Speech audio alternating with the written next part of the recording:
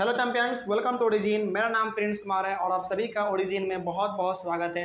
इस video lecture के through हम स्टार्ट करने वाले हैं अपना एक बिल्कुल नया टॉपिक जिसका नाम है द कंपनी फाइट्स बैक। देखिए, इस टॉपिक में बेसिकली हम लोग क्या पढ़ने वाले हैं, हम लोग बेसिकली ये पढ़ने वाले हैं कि कंपनी ने फाइट बैक कैसे किया। यानी कि चलिए पहले इसको हम एक बार अपने पिछले वाले क्लास से कनेक्ट करने की कोशिश करेंगे। देखिए, पिछले वाले क्लास में आपने क्या पढ़ा, पिछले वाले क्लास में आपने ये पढ़ा कि इंडिया के अलग अलग जगहों से हमारे जो भी छोटे मोटे राजा, बड़े राजा रानी जो कुछ भी थे, बड़े ज़मींदार, छोटे ज़मींदार, यहाँ तक के हमारे सिपाही लोग, जितने भी हमारे इंडियन सोल्जर्स थे, सब कोई भारत के अलग अलग जगहों से आ रहे थे और ब्रिटिश यानी कि ईस्ट इंडिया कंपनी पर हमला कर रहे थे। लेकिन यहाँ पे क्या केवल और केवल हम लोगों ने ही ब्रिटिश पे हमला किया, या फिर क्या ब्रिटिश ने कभी भी हम लोगों पे दोबारा पलट के हमला नहीं किया? ये सवाल आपके मन में आना चाहिए। तो इसी सवाल का जो जवाब है हम लोग इस टॉपिक में ढूंढने की कोशिश करेंगे कि आखिर हम लोग जब ईस्ट इंडिया कंपनी को पूरी तरीके से मार रहे थे, पीट रहे थे, हम लोग उस पर अटैक कर रहे थे, तो बदले में ईस्ट इंडिया कंपनी ने हम लोगों को जरा सा भी मारा पीटा के नहीं, या फिर आप ये भी कह सकते हैं कि हमारे ऊपर दोबारा उन्होंने पलट के हमला किया कि नहीं। ठीक है, तो बेसिकली आप तो ये जानते हैं कि इंडिया के अलग अलग जगहों से अलग अलग लोग आ रहे थे और ईस्ट इंडिया कंपनी पे हमला कर रहे थे। ठीक है, ये तो आप जानते हैं। जैसे चलिए एक बार हम लोग फटाफट रिवीजन भी कर लेते हैं अपना। जैसे जैसे नाना साहब कहाँ से आए थे? नाना साहब कानपुर से आकर ईस्ट इंडिया कंपनी पे हमला कर रहे थे, है ना। उसके बाद बिरजिस कादर कहाँ से आ रहे थे? लखनऊ से आ रहे थे, है कि नहीं। उसके बाद रानी लक्ष्मीबाई कहाँ से आ रही थी? झांसी से आ रही थी। उसके बाद रानी अवंतीबाई कहाँ से? मध्य प्रदेश से। ठीक है, उसके बाद फिर हमारा और कौन था? हाँ, अहमदुल्ला शाह, ये कहाँ से थे भाई? फैजाबाद से थे। उसके बाद फिर हमारे भक्त खान बरेली से थे। उसके बाद कुंवर सिंह कहाँ से थे? बिहार से थे। यानी कि भारत के अलग अलग जगहों से हमारे लोग आ रहे थे और ईस्ट इंडिया कंपनी पे हमला कर रहे थे। तो क्या जवाब में ईस्ट इंडिया कंपनी ने पलटकर हमारे ऊपर हमला किया कि नहीं, इसी के बारे में हम लोग आज पढ़ेंगे। ठीक है, चलिए। तो टॉपिक का नाम है company the company fights back, मतलब कि कंपनी यानी कि ईस्ट इंडिया कंपनी ने हमारे ऊपर भी पलटकर हमला किया। लेकिन किस प्रकार से, क्या क्या रिजल्ट निकला इसका, इसी के बारे में हम लोग आज पढ़ने वाले हैं। तो चलिए शुरुआत करते हैं। सबसे पहले यहाँ पे बात लिखा हुआ है the company decided to repress the revolt with all its might. देखिए, हम लोगों ने बहुत ही अलग अलग प्रकार से ईस्ट इंडिया कंपनी पे हमला किया। तो जब हमला किया तो ईस्ट इंडिया कंपनी चुप तो नहीं रहेगा भाई, ईस्ट इंडिया कंपनी चुप तो नहीं रहेगा, वो भी हमला करना चाहेगा पलट के। तो उन्होंने हम लोगों के ऊपर पलटकर हमला करने के लिए पूरा अपना ताकत लगा दिया, पूरा का पूरा अपना ताकत लगा दिया, जितना उसके पास क्षमता था पूरा अपना लगा दिया। ठीक है, the company brought reinforcement from England and passed new laws so that the rebel could be convicted with ease. लेकिन यहाँ पे अभी जो है ईस्ट इंडिया कंपनी ने अपना पूरा ताकत तो लगा दिया हम लोगों को दोबारा पलट के हमला करने के लिए हम लोगों के ऊपर, लेकिन इसके पास इतना ज़्यादा आर्मी नहीं था कि ये उसी आर्मी से हमारे ऊपर हमला कर सकता था। तो इनके पास जो है आर्मी का कमी पड़ गया। तो आर्मी का कमी इन्होंने पूरा कहाँ से किया? इन्होंने इंग्लैंड से आर्मी को बुलाया, अपने देश इंग्लैंड से आर्मी को इन्होंने बुलाया। कहा कि चलो भाई आर्मी लोग भारत चलो और भारत में चलकर वहाँ के राजा लोगों पे अटैक करो, क्योंकि वो लोग हमको अटैक कर रहा है। ठीक है, तो भारत में जो है ईस्ट इंडिया कंपनी का आर्मी कम पड़ गया था, इसके लिए उनको अपने देश यानी कि इंग्लैंड से आर्मी को बुलाना पड़ा। ठीक है, ताकि हम लोगों को पूरी तरीके से वो, हम लोगों के राजा लोगों को पूरी तरीके से वो अटैक कर सके और ख़त्म कर सके। ठीक है, और इसके साथ ही साथ वो लोग क्या करने लगे, नए नए नियम कानून भी फटाफट लगाना शुरू कर दिए ताकि हम लोगों को दबा दिया जाए। उसके बाद Delhi was recaptured from the rebel forces in September 1857। Delhi को जो हम लोगों ने कब्जा कर लिया था हमला करके, उसको दोबारा अंग्रेज़ों ने रिकैप्चर कर लिया। यानी कि हम लोगों का जो कब्जा था दिल्ली पर उसको पूरी तरीके से ख़त्म कर दिया गया और दोबारा दिल्ली को जीत लिया किसने? ईस्ट इंडिया कंपनी ने। वो भी कब? सितंबर 1857 में। Bahadur Shah Zafar was tried in court and sentenced to life imprisonment. और बहादुर शाह जफर को कोर्ट में पेश किया गया और उसको जो है जीवन भर के लिए, यानी कि ज़िंदगी भर जो उसको है अब जेल में ही गुजारना पड़ेगा, ऐसा उसको सज़ा मिला कोर्ट के द्वारा। ठीक है, याद रखिएगा इस चीज़ को कि बहादुर शाह जफर को कोर्ट में फैसला सुनाया गया और उनको क्या फैसला सुनाया गया? उनको ये फैसला सुनाया गया कि बहादुर शाह जफर को अपना बचा हुआ जीवन जो है पूरा का पूरा जेल में ही बिताना पड़ेगा। ठीक है, आगे बढ़ते हैं। फिर उसके बाद in October 1858 Bahadur Shah Zafar and his wife Begum Zinat Mahal were sent to prison in Rangoon. और ये बात हो रहा है, यानी कि पहली बात तो बहादुर शाह जफर को कोर्ट के द्वारा जीवन भर के लिए सज़ा सुना दिया गया, यानी कि आपको जीवन भर जो है आप जेल में ही रहना पड़ेगा, यह सज़ा तो सुना दिया। लेकिन अक्टूबर 1858 में बहादुर शाह जफर और उसकी वाइफ का नाम क्या था, बेगम जिन्नात महल, इन दोनों को जो है जेल में डाल दिया गया। वो भी जेल कहाँ पर था भाई, रंगून में। ठीक है, याद करते, रंगून एक जगह है। उसके बाद in November 1862 Bahadur Shah Zafar died in Rangoon jail, और बाद में जाकर 1862 में बहादुर शाह जफर का उसी जेल में मृत्यु हो गया ऑटोमेटिक अपने आप। ठीक है, यानी कि वो थोड़ा बहुत बूढ़ा भी हो गया था।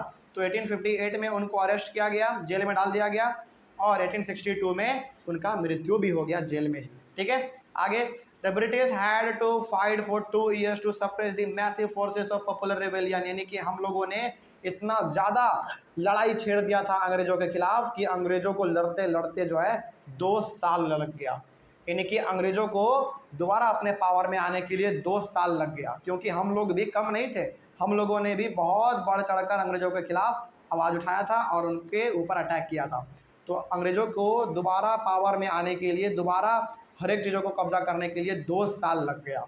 ठीक है, आगे लखनऊ वाज टेकन इन मार्च 1858, और लखनऊ को भी दोबारा जो है अंग्रेजों ने अपने कब्जे में ले लिया, वो भी कब, मार्च 1858 में। ठीक है, मतलब कि जो जो हम लोगों ने कंट्रोल किया था, यानी कि जहाँ जहाँ पर अंग्रेज थे पहले, उसको मारकर जिस जगह को हमने कब्जा किया था उस जगह को दोबारा अब कब्जा कर रहा है कौन, अंग्रेज कर रहा है, हम लोगों को मार पीट के।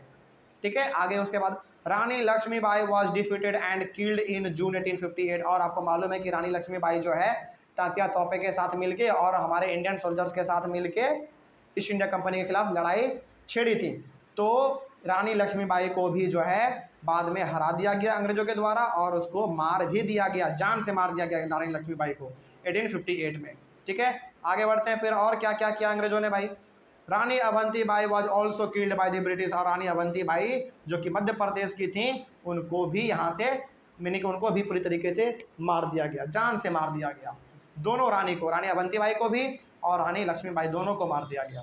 मतलब कि आप बेसिकली ये कह सकते हैं कि जिसने अंग्रेजों के खिलाफ लड़ाई लड़ा था उन सब को यहाँ पे मार दिया गया अंग्रेजों के द्वारा। ठीक है, लेकिन यहाँ पे बहादुर शाह जफर को मारा नहीं गया, उनको बल्कि जेल में डाल दिया गया, और जेल में ही उनका ऑटोमेटिकली मृत्यु हो गई। उसके बाद तात्या तोपे escaped to the jungles of central India and continued to fight a guerrilla war with the support of many tribal and peasant leaders।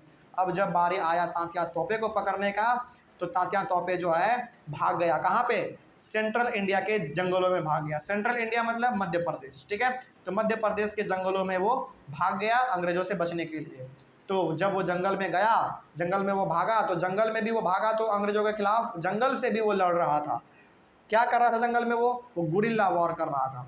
यानी कि तात्या तोपे भाग गया अंग्रेजों के डर से, कहाँ, जंगल भाग गया, और जंगल में वो भागा तो वहाँ पे चुपचाप बैठा नहीं, जाके वहाँ पे भी जाके वो युद्ध लड़ रहा था, और उस युद्ध का नाम क्या था, गुरिल्ला वॉर। अब आपके मन में सवाल आ रहा होगा कि सर ये गुरिल्ला वॉर क्या होता है। देखिए, गुरिल्ला वॉर करने का एक ऐसा तरीका है जिसमें कि आप जंगलों में जितने भी हमारे पेड़ हैं उस पेड़ के पीछे छुप छुप के आप वार करते हैं तीर और धनुष से।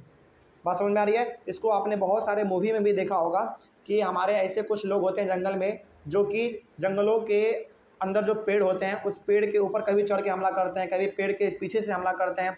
इसी को हम लोग कहते हैं गुरिल्ला वॉर, यानी कि छुप छुप के वो लोग वॉर करते हैं। तो तात्या तोपे जो है जंगलों में भाग गया अंग्रेजों के डर से, और वहाँ पे छुप छुप के वो अंग्रेजों पे हमला करता था। यानी कि कोई भी यदि अंग्रेज का ऑफिसर्स ढूंढने के लिए आता था ना तात्या तोपे को, उसके ऊपर वो छुप छुप के हमला करता था। और इस हमला में तात्या तोपे का साथ किसने दिया, ट्राइबल लोगों ने दिया और किसान लोगों ने दिया। यानी कि ट्राइबल मतलब आदिवासी लोग जो कि जंगलों में रहते हैं, उन लोगों ने भी तात्या तोपे का साथ दिया, और जो किसान लोग थे जंगलों में उन्होंने भी तात्या तोपे का साथ दिया। क्यों साथ दिया, ताकि ईस्ट इंडिया कंपनी को जब वो जंगल में आएंगे तात्या तोपे को पकड़ने के लिए तो उसको मारा जाएगा छुप छुप के। ठीक है, आगे बढ़ते हैं। लेकिन बाद में जो है he was captured by the British and killed in April 1859। लेकिन बाद में तात्या तोपे जो है पकड़ा गया और उसको भी मार दिया गया। कब, 1858 में। किसने मारा, तो ईस्ट इंडिया कंपनी ने मारा। ठीक है, उसके बाद hundreds of sepoys, rebels, nawabs and rajas were tried to hanged. यहाँ तक कि बहुत सारे यानी कि सैकड़ों सिपाही को, रेबल मतलब वो लोग जो कि अंग्रेजों के खिलाफ हमारे लड़ रहे थे, बगावत कर रहे थे, उन सभी को, हमारे नवाब को, हमारे राजा लोगों को, सैकड़ों सैकड़ों लोगों को जो है उन्होंने फांसी पे लटका दिया। सोचिए, बहुतों को तो उन्होंने जिंदा मार दिया और बहुतों को उन्होंने फांसी पे लटका दिया। ठीक है, आगे बढ़ते हैं। फिर उसके बाद British tried their best to win back the loyalty of the people. इतना करने के बाद जो है अंग्रेज, यानी कि अंग्रेजों ने इतना सारा कुछ करने के बाद, हमारे लोगों को मारने के बाद, अब जो है अंग्रेज चाहता था कि हमको जो है दोबारा प्यार मोहब्बत मिले। किसका? हमारे इंडियंस का। सोचिए, हमारे ही लोगों को वो मार रहा है और हम ही से वो एक्सपेक्ट क्या कर रहा है कि भारत के लोग हमको क्या करें, प्यार करें। यानी कि हमारे दिल को वो दोबारा जीतना चाहता है। पूरा उन्होंने कोशिश किया कि भारत के लोगों के दिल को जीता जाए दोबारा, क्योंकि यहाँ पे तो हमारे बहुत सारे लोगों को उन्होंने मारा था, है ना। तो अब यदि उनको यहाँ पे रूल करना है तो क्या करना पड़ेगा, हमारे इंडियंस के दिलों को जीतना पड़ेगा। यानी कि दोबारा हमारे दिल में जो है प्यार मोहब्बत का संदेश देना पड़ेगा। अंग्रेज यही चाह रहे थे। अब अंग्रेज को लगने लगा था कि यदि हमको दोबारा भारत में रूल करना है तो हमको जो है अंग्रेजों के, इंडियंस के दिल में दोबारा छाना पड़ेगा। ठीक है, आगे उसके बाद क्या हुआ इसके लिए भाई, दे announce reward for loyal land holders. अब देखिए यहाँ पे अब क्या चाह रहा था ब्रिटिश ये चाह रहा था कि भाई हमने क्या किया, इंडिया के बहुत सारे बड़े बड़े नवाब को, बड़े बड़े राजा लोगों को मार दिया, मौत के घाट उतार दिया। तो इसके लिए हमको अब क्या करना पड़ेगा, यदि हमको इंडिया में रहना है, रूल करना है, तो हमको लोगों के दिलों के में, यानी कि लोगों के दिलों में प्यार मोहब्बत बढ़ाना पड़ेगा, उसका दिल जीतना पड़ेगा। इसके लिए अंग्रेज क्या कर दिया, अंग्रेज अनाउंस कर दिया रिवॉर्ड। किसके लिए? लॉयल लैंड होल्डर्स के लिए। यानी कि ऐसे लैंड होल्डर, यानी कि ऐसे लोग जिसके पास की ज़मीन है, अच्छे खासा ज़मीन है, उसको रिवॉर्ड देता था। बात समझ में आ रही है? यानी कि जो कि ईमानदार ज़मींदार है, जो ईमानदार लोग हैं, उनको जो है ईस्ट इंडिया कंपनी रिवॉर्ड देता था। ठीक है, और उसके बाद they also announce that land holders would be allowed to enjoy traditional rights over their lands. इसके साथ ही साथ अंग्रेजों ने कहा कि जितने भी ज़मींदार लोग हैं, जिसके पास की जगह ज़मीन जो भी है, उस पर अब उसी का अधिकार होगा। ईस्ट इंडिया कंपनी उसके ज़मीन को अब नहीं छीनेगा। ऐसा कौन कह रहा था? ऐसा कह रहा था ईस्ट इंडिया कंपनी हम लोगों से, क्योंकि उनको जो है अब भारत में रूल करना है। तो भाई भारत में आपको दोबारा रूल करना है तो कुछ ना कुछ तो बेनिफिट हमको मिलना चाहिए। यदि बेनिफिट नहीं मिला तो फिर हम हमला करेंगे आपके ऊपर। तो अंग्रेज जो है अब डर से क्या कर रहा था, अब डर से अंग्रेज हमारे भारत के लोगों को बहुत ही अलग अलग प्रकार की चीज़ों में छूट दे रहा था, यानी कि हम लोगों को बेनिफिट दे रहा था। देखिए पहले क्या था, पहले यह था ना कि जिसके पास ज़्यादा जगह ज़मीन होता था ना, उसके ज़मीन को हड़प लेता था अंग्रेज ज़बरदस्ती। लेकिन अब उन्होंने क्या कहा, अब उन्होंने कहा कि जिसका ज़मीन है वो ज़मीन उसी के पास रहेगा। ईस्ट इंडिया कंपनी अब उसके ज़मीन को नहीं लेगा। यानी कि लोगों के ज़मीन पे लोगों का ही अधिकार होगा, किसी दूसरे का अधिकार नहीं होने वाला है। ये सारा का सारा जो है हम लोगों को अब वो बेनिफिट दे रहा था, क्योंकि उनको कहीं ना कहीं डर था कि दोबारा यदि कोई उल्टा काम किए तो दोबारा भारत का लोग हमारे ऊपर हमला कर देगा। ठीक है, उसके बाद British also announced that those who had not killed any white people they would remain safe and their rights and claims to land would not be denied। इसके साथ ही साथ ईस्ट इंडिया कंपनी ये भी कहता था कि यदि ऐसे लोग जिन्होंने कि एक भी ब्रिटिश को नहीं मारा है, वैसे लोगों को वो लोग सेफ हैं। मतलब कि ऐसे लोग जिन्होंने एक भी ईस्ट इंडिया कंपनी के लोगों को नहीं मारा है, नहीं पीटा है, वो क्या है, बिल्कुल सेफ है। लेकिन जिसने भी ईस्ट इंडिया कंपनी के ऑफिसर्स को मारा है, पीटा है, डराया है, धमकाया है, उसको बहुत ही गंदे तरीके से पीटा भी जाएगा। ये सारा का सारा कौन कह रहा था? ये कह रहा था ईस्ट इंडिया कंपनी। मतलब ये कि ईस्ट इंडिया कंपनी ये कह रहा था कि जिस भी लोगों ने हमारे ब्रिटिशर्स के ऑफिसर्स को मारा है, वो उसको भी मार खाना पड़ेगा। लेकिन जिसने नहीं मारा है वो क्या है, पूरी तरीके से सेफ हैं, उनको छुआ भी नहीं जाएगा।